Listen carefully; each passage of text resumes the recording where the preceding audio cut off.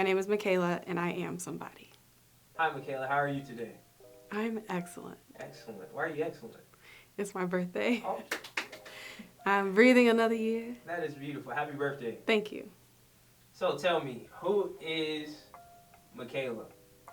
Well, I came prepared to say that Michaela is We somebody. already knew that, though. So here's the thing. At my church, we have this saying that God is raising up somebody somewhere to use their power, their ability, and their influence to help me. And I'm somebody. I've got power, I've got ability, I've got influence, and a heart to help. That is beautiful. How do you use your power and your influence, or what do you do to display your power and influence?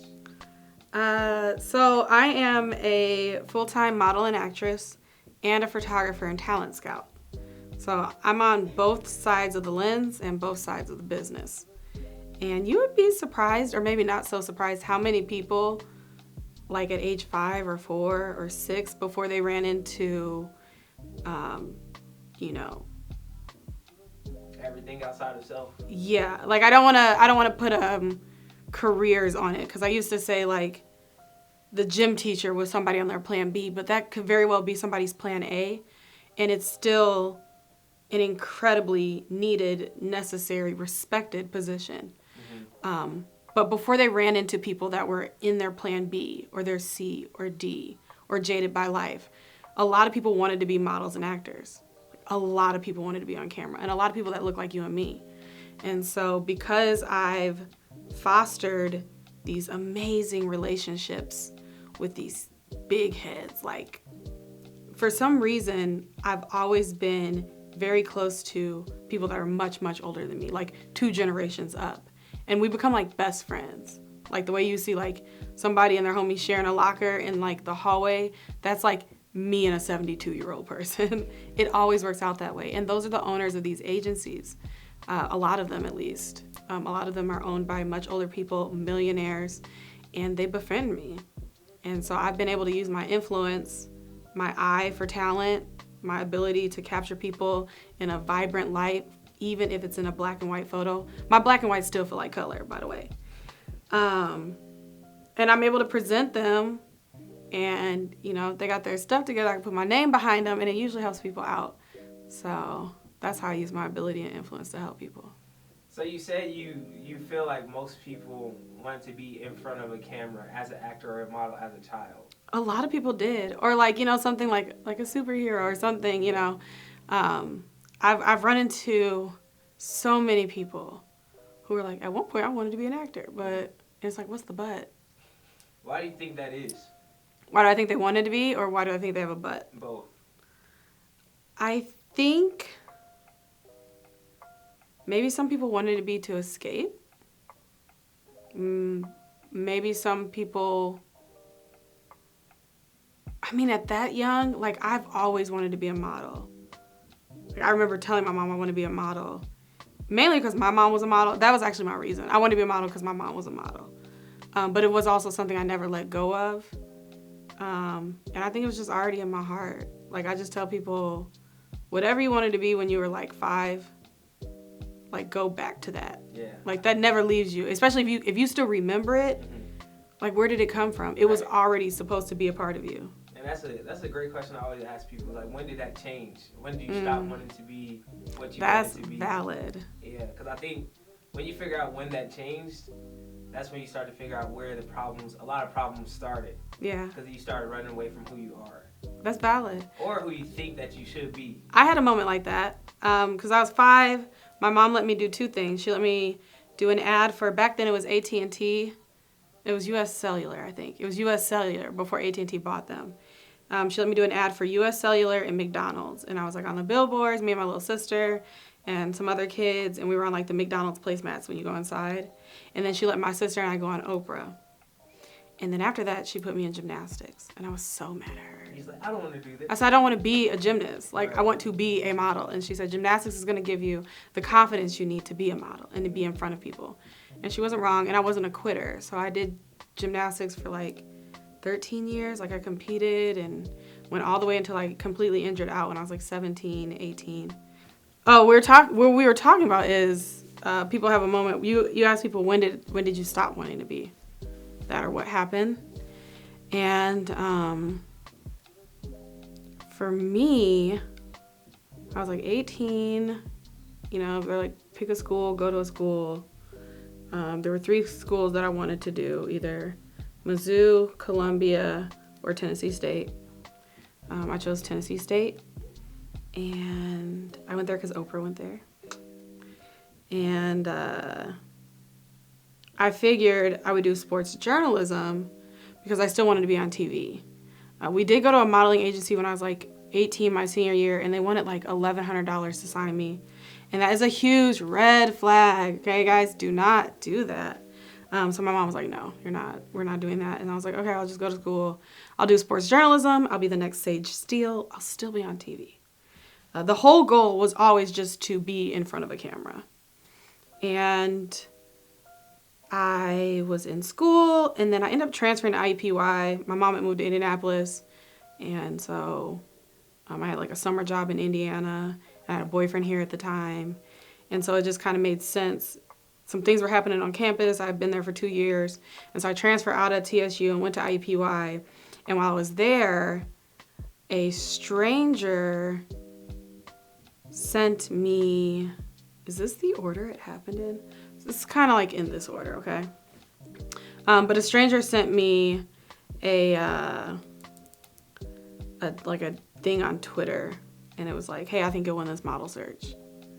And it was for Curvy Kate Star and Bra. It was a UK brand of lingerie.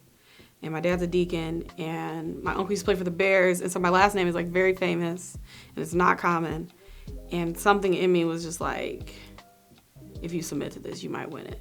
So like I was like, okay, and I'm like grown, I'm like 20 something, and I'm like, Dad, there's this bra model search, and I feel like I might win it. So I want to enter it, but I don't want to enter it without your blessing or permission, because you're a deacon and I'm a Duerson, and the name follows Uncle Dave, and yada yada yada. And my dad gave me his blessing. I was like, bet, cool, I'm about to do this. And so I submitted, and out of 1,000 girls, I made it to the top 10. And at this point, I think I was like 23. And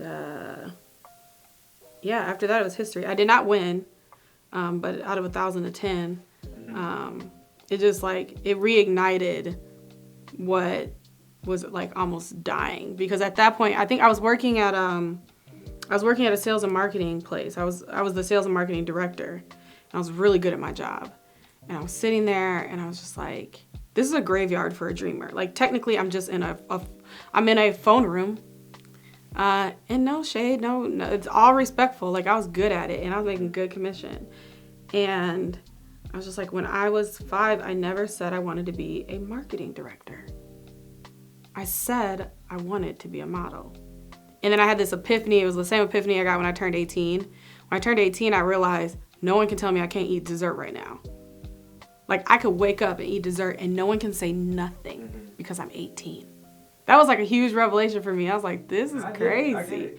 It's like, I can do anything I want. Yeah, so I'm 23, and I'm like, I'm grown. Like, I can choose my career. Like, I get to pick it. Mm-hmm. And that's when I was like, I'm about to go after this. And so, yeah, I wrote a 10-year plan, and I'm actually at the culmination of the 10 years. So it's worked out. Life? Yeah. I used to say, I didn't finish school, right? College, at least. I didn't finish college. And the reason why I didn't finish is because I ended up getting signed in South Africa.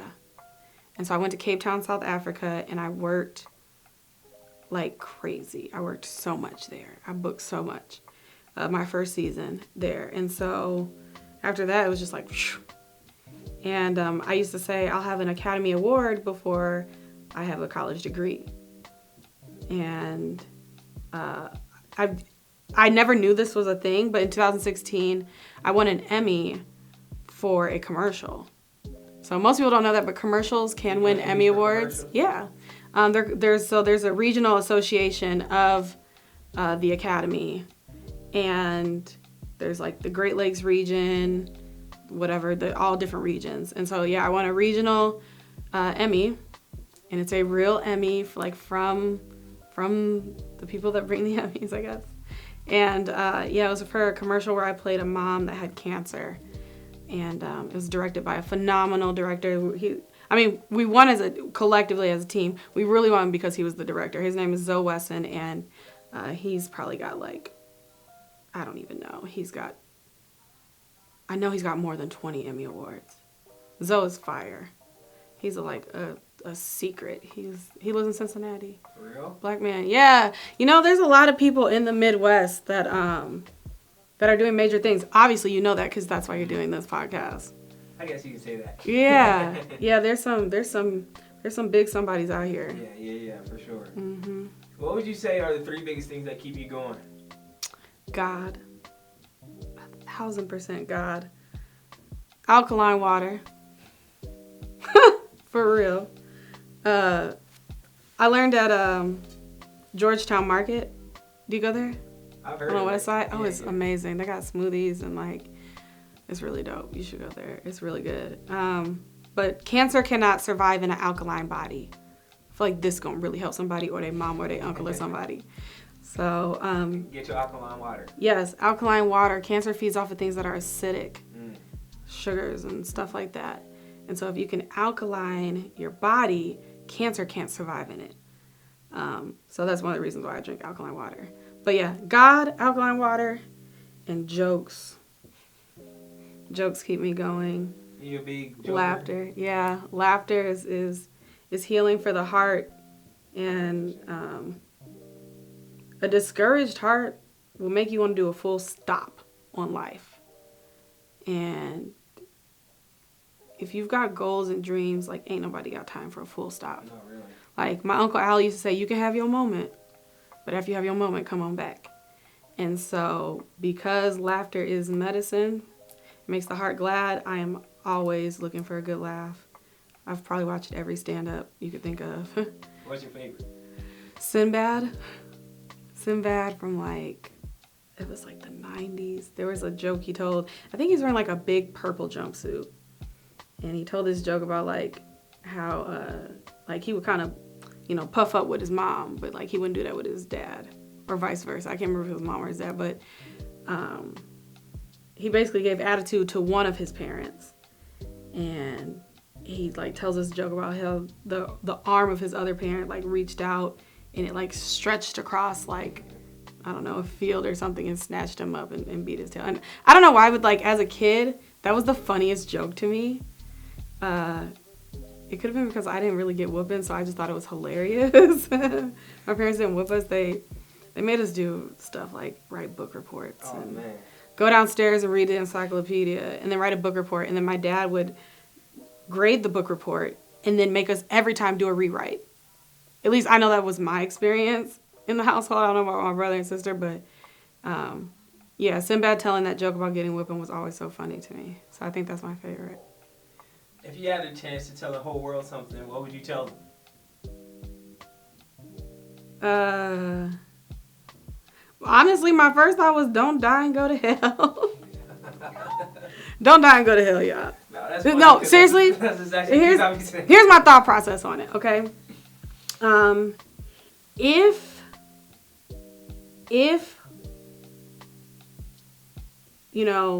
I will say we because I'm part of the body of Christ, right? I'm a Christian. So if we're right and all you have to do is just believe, you ain't got, baseline, all you gotta do is believe. And if we're right, you have nothing to lose but everything to gain, right? I guess, you got a lot to lose too if we're right. Because it's the gnashing of the teeth, the burning flesh. That sounds awful. Sounds terrible. It sounds absolutely awful. But if we're right, all you have to do is believe. And if we're wrong, then I don't think we lose anything either. But if it's right and all you have to do is believe, then I think you should believe. So I would say if I had to tell the world one thing, it's just don't die and go to hell. Yeah. That's some great advice. Yeah, don't die and go to hell. That's great advice. I thank you for coming to sit in front of me and talk. I feel Thank honored you. just to have your presence. It's truly an amazing experience. Oh, thank you. Your spirit is just so beautiful and it just radiates throughout the world. I thank you for just being a positive light for everybody. Aw. And just, continue being you, continue to be a light, continue to be somebody that people like. Thank you. That's